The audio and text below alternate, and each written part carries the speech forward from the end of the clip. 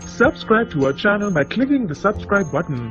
Click the bell button and enjoy the latest uploads from our channel. नमस्कार दोस्तों, स्वागत है आपका आपके अपने चैनल हंग्री स्पिरिट्स में। हंग्री स्पिरिट्स देख रहे सारे दर्शकों का मैं अंजू शर्मा दिल से स्वागत करती हूँ। तो पुण्य श्लोक अहिल्याबाई सीरियल, जी हाँ, ये हफ्ता जो गया है ये बहुत ही दुख देके गया है, क्योंकि इस हफ्ते खंडेराव की मृत्यु हो गई और गुन्नू जी अभी भी आजाद घूम रहे हैं। तो ये सारी चीजें आप तक पहुंची हैं और आपके रिएक्शंस हैं इन चीजों को लेके, क्योंकि हम भी वीडियोस में डिस्कस करते हैं, मगर आपके रिएक्शंस जानना बहुत जरूरी होता है, इसलिए मंडे की कमेंट वीडियो में लेके आती हूँ। तो कैसा रहा आपके लिए यह हफ्ता, क्या फील हुआ आपको, उस पर चर्चा करते हैं, कमेंट्स पढ़ते हैं आपके। मगर पहले वही निवेदन, जिन्होंने अभी तक चैनल को सब्सक्राइब नहीं किया है कृपया कर लीजिए, साथ में दोस्तों बेल आइकॉन दबाइएगा ताकि आपको हमारे वीडियोस के नोटिफिकेशन मिलते रहे। चलिए शुरुआत करते हैं मंजू श्रीवास्तवा से। ये लिखती है, बाल विवाह सती प्रथा हमारी कुप्रथाओं को इसलिए बंद किया गया, उनकी शिक्षा और सुरक्षा की व्यवस्था ना होने के कारण ये अन्याय होता था। करेक्ट है मंजू जी, क्योंकि ये सारी प्रथाएं, बाल विवाह सती प्रथा, ये सारी औरतों के लिए ही थी। इसलिए जब मैंने ये वीडियो बनाया, जब मैंने ये सती वाला पोर्शन देखा, दिल अंदर से दुखा कि ऐसा अन्याय क्यों। और इसीलिए जब ये अन्याय उन औरतों ने फील किया जो आज भी इतिहास में अपना नाम दर्ज करके गई हैं, उन लोगों ने अपनी आवाज उठाई और ये जिसको प्रथा बोलते थे, जैसे आपने कुप्रथा लिखा है, बिल्कुल सही लिखा है, ये कुप्रथा ही थी। इसलिए आज भी इसके ऊपर काम हो रहा है। आज भी कई जो बहुत ही रिमोट एरियाज है वहां पे ये सब होता होगा, मगर अब लोग ज्यादा जो है सोचते हैं, अब लोग ज्यादा सोशल हो रहे हैं, ज्यादा अवेयर हो रहे हैं। और इसलिए हम भी आप सबसे, जैसे आपने कमेंट किया, मैंने बात की, हम सब आजाद हो चुके हैं इस रूढ़िवादी सोच से। तो ये सीरियल ही है जिसके जरिए हम ये बातें कर पाते हैं और हम जान पाते हैं कि पहले जब होता था तो कैसा होता था। Thank you so much. अगला कमेंट पढ़ते हैं। अगला कमेंट है विजय कुमार जी का। लिखते हैं, द्वारका बाई 100 चूहे खाके अब हज को चली। अरे ये उनका बेटा नहीं था खंडेराव, द्वारका के लिए इतनी नीच कैसे है कि उसके लिए कोई शब्द ही नहीं। मल्हार राव से भी बेवफाई कर गई, क्या पत्नी कहलाने लायक है तो उसकी रानी।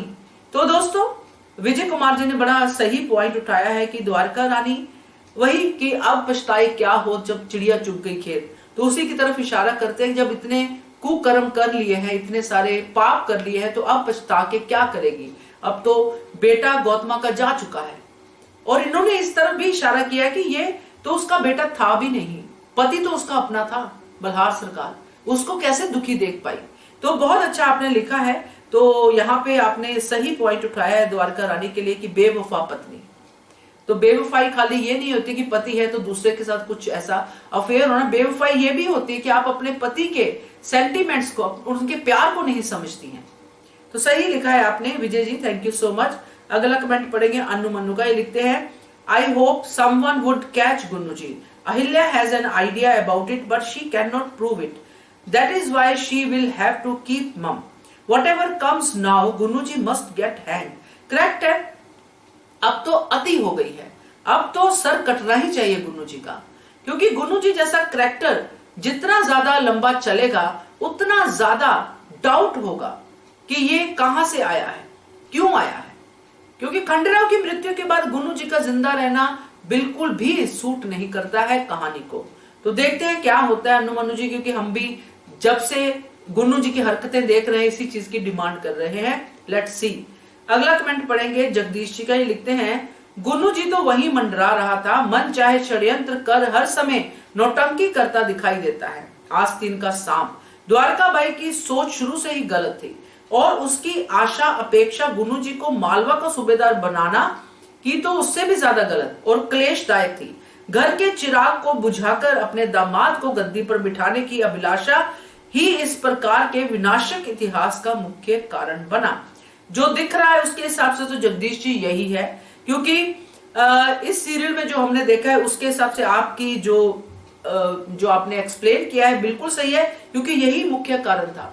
पहले ऐसे ही मुख्य कारण होते थे राजाओं के जो राजवाड़े होते थे वहां पे गद्दी को लेके मार होती थी, गद्दी को लेके जो कत्ल हो जाते थे, तो ऐसा ही होता था।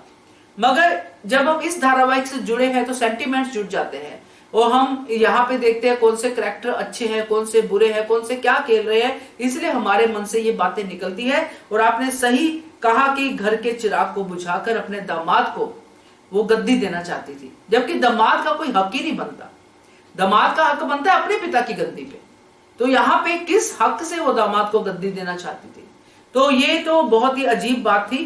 खैर, जो आपने लिखा है सही है, नौटंकी करके वहीं पे घूम रहा है, कभी कुछ करते कभी कुछ करते, अब तो पकड़ा ही जाना चाहिए, यही कहूंगी। Thank you so much. अगला कमेंट है सुशांति दास का, लिखते हैं अंजू जी नमस्ते, खंडेराव वीर गति को प्राप्त हो गया, बहुत दुख हुआ है खंडेराव, नमन है मेरा। बिल्कुल सही बात है, हमारा भी नमन है। मैंने तो खुद बहुत ही दुखी हृदय से ये वीडियो बनाई थी, मगर इतिहास है, बातें तो वही हैं जो हम इस सीरियल में देख रहे हैं, इतिहास के साथ जुड़े हुए हैं, तो दुख भी होता है, क्योंकि पास्ट को जब हम देखते हैं कि ऐसा हुआ होगा तो मन दुखता है। उस समय लोगों ने कैसा फील किया होगा, मन दुखता है। हम भी नमन करते हैं खंडेराव को और उनसे अपने लिए जो भी सीखा जा सकता है, उनके करैक्टर से, उनके इतिहास के करैक्टर से भी, तो वो हमें सीखना चाहिए, वो यही हमारी असली श्रद्धांजलि होगी। तो थैंक यू सो मच। अगला कमेंट है राजेश्वरी का, ये लिखती हैं अंजू जी नमस्कार, आज तो इतना रोना आया, बहुत ही दुख हुआ ये सब देखकर, अब आगे कैसे संभालेंगे अहिल्या देवी और मल्हार राव, और शब्द ही नहीं है। ये इनका एक कमेंट था, मगर एक और कमेंट था जो मुझे अच्छा लगा, जो इसमें मैंने रखा है, गुनू जी को तो चौराहे पर सूली पर लटका देना चाहिए और द्वारकाबाई को भी सबक मिलना चाहिए कि गलत का साथ देने के लिए खुद की बेटी का सुहाग उजड़ेगा, तब एहसास होगा जब अपने पर बीतेगी। बिल्कुल सही बात है, जब अपने पे बीतेगी तभी पता चलेगा। सीरियल में भी हमने देखा, जब एक बार गुन्नू जी ने छोड़ने की बात कर दी थी सीताबाई को, तो कैसे हो गई थी द्वारका रानी, जो पहले करैक्टर कर रही थी, जो पहले, बहुत पुरानी बात है, तो खुद पे आई तो कैसे उन्होंने अहिल्या को भी बोला, मल्हार सरकार को भी बोला कि माफ कर दो गुन्नू जी को, मेरी बेटी का घर उजड़ जाएगा। मगर दूसरों की बेटियां उनको शायद बेटियां नहीं दिखाई देती हैं। आज उनकी वजह से गुन्नू जी की यहां तक हिम्मत हो गई कि उन्होंने खंडेराव को मारने की प्लानिंग की और कामयाब हो गए। तो उन बेटियों का क्या, ये सोचना चाहिए था द्वारका रानी को। सही में आपने कहा कि बहुत दुख हुआ और बहुत रोना भी आया, तो अब तो यही सच है राजेश्वरी जी। तो आगे बढ़ते हैं। अगला कमेंट है ML कुमार का, ये लिखते हैं the end of all the events is positive and if Malhar Sarkar punish Gunnu ji by slaughtering Gunnu ji publicly, it will also be a positive end. A momentary pleasures not permanent. A guilty must be punished by God through one or the other. तो बहुत अच्छा लिखा है ML Kumar ji ने कि and positive होना चाहिए अगर गुन्नू जी को पनिशमेंट मिलती है, जैसे कि उनको पब्लिकली स्लॉट किया जाए, जैसे पहले पनिशमेंट्स होती थी, ताकि कोई दूसरा ये वाली गलती ना करे, दोबारा गद्दारी ना करे देश के साथ। तो ये अगर हो तो वाकई में पॉजिटिव एंड होगा, और लोग इसी पॉजिटिव एंड की वेट कर रहे हैं ML कुमार जी, क्योंकि गुन्नू जी को पब्लिकली सजा मिले, यही डिमांड है लोगों की कि अगर ये करैक्टर आपने अपने हिसाब से बनाया है तो उसको पब्लिक और व्यूअर्स के हिसाब से इसका अंत कीजिए, ताकि पता चले कि गद्दार की सजा, मक्कार की सजा क्या होती है। तो थैंक यू सो मच। अगला कमेंट है क्लार्क का, ये लिखते हैं from day one Gunnu ji is only against Khanderao to get his place, when will be the end of Gunnu ji, waiting to watch, now let Ahilya take Khanderao place till her son grows up. तो ये चीजें तो आपने इतिहास की छेड़ी है क्लार्क जी, क्योंकि गुन्नू जी के अगेंस्ट जो हमने अभी देखा है इस सीरियल के जरिए ही कि बहुत कुछ है जो गुन्नू जी के अगेंस्ट है, मगर वो होगा कब, इसका इंतजार हो रहा है। बाकी जो आपने लिखा है कि खंडेराव की जगह देवी अहिल्या को तब तक रख देनी चाहिए जब तक उनका बेटा बड़ा नहीं हो जाता, तो मैं यहाँ पे यही कहूंगी कि इस सीरियल को देखते रहिए, क्योंकि अहिल्या देवी की अब किस्मत में और भी ज्यादा मुसीबतें हैं, क्योंकि उनका बेटा भी बहुत ही यंग एज में चला गया था, यानी कि मालेराव बहुत ही खराब बेटा साबित हुए थे। अब देखते हैं इस सीरियल में कैसे दिखाते हैं, मगर जो इतिहास पढ़ा है उसके हिसाब से, क्योंकि मालेराव ने भी देवी अहिल्या को बहुत तंग किया था। देखते हैं ये यहाँ पे कैसे बढ़ता है, क्योंकि थोड़ा तो बचपन हमने देखा ही है, अब खंडेराव की डेथ के बाद कैसे दिखाते हैं मालेराव को, वो देखना इंटरेस्टिंग होगा, क्योंकि ये भी हो सकता है कि मान लो कहीं ना कहीं अपनी माँ को ही दोषी साबित कर दे, क्योंकि उनका ग्रजिस हमेशा देवी के साथ ही रहे हैं। Let's see. मगर आपके कमेंट के लिए धन्यवाद। अगला कमेंट है दीपा का। ये लिखती हैं, नमस्ते अंजू जी, इसी सीरियल में विधवा महिलाएं भी दिखाई गई हैं, क्या ये महिलाएं सती नहीं हुई थी क्या?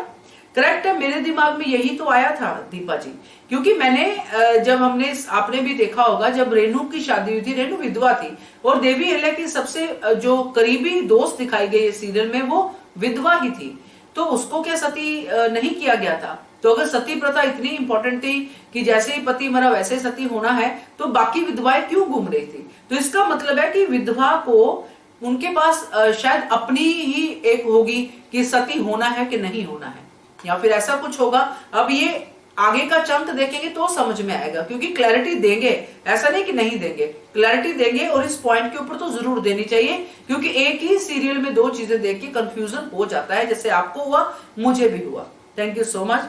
अगला कमेंट है सुनीर का। ये लिखते हैं, girls are not number for some families till today and courtesy technology girls are eliminated before they are born.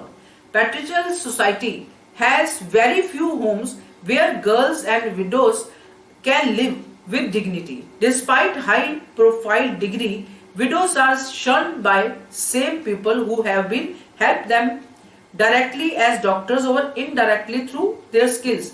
It looks like sati is abolished and some girls are dying silently and nobody is shedding tears. 2022 going to be 2023 soon. Thanks for sharing short videos and this is one of my favorite program of Sony. तो thank you so much Sunil ji, और आपने बड़ी अच्छी तरफ हमारा ध्यान दिया है, क्योंकि हम सती की बात कर रहे हैं उस समय जब सती हो जाती थी औरतें, बट आपने हमारा ध्यान दिया है कि अब जो हो रहा है, जैसे कि लोग पहले ही पता कर लेते हैं कि बेटी है कि बेटा है, और कई घरों में अभी भी, गांव में अभी भी बेटियों को अंदर ही माँ की कोख में मार दिया जाता है।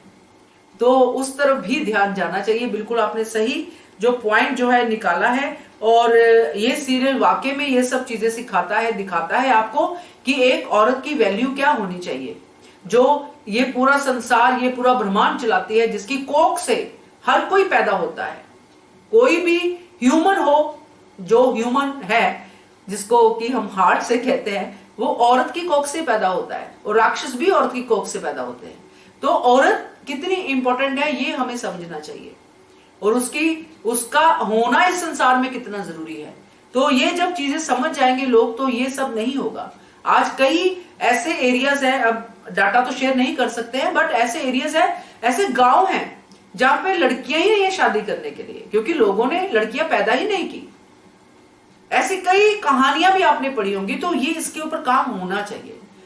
लड़कियों की डिग्निटी, औरतों की जो कह सकते हैं कि जो इज्जत है वो होनी चाहिए समाज में, जो अब बहुत इंप्रूव हो चुका है, मगर स्टिल जो आपने लिखा है कि अंदर ही साइलेंटली मार दिया जाता है, वो सच में अफसोस की बात है। तो थैंक यू सो मच आपके कमेंट के लिए। तो ये थे दोस्तों हमारे आज के कमेंट्स, मंडे के कमेंट वीडियो में। अच्छा लगे तो भी, बुरा लगे तो भी कमेंट जरूर कीजिएगा। Thank you so much for watching hungry spirit. Thank you.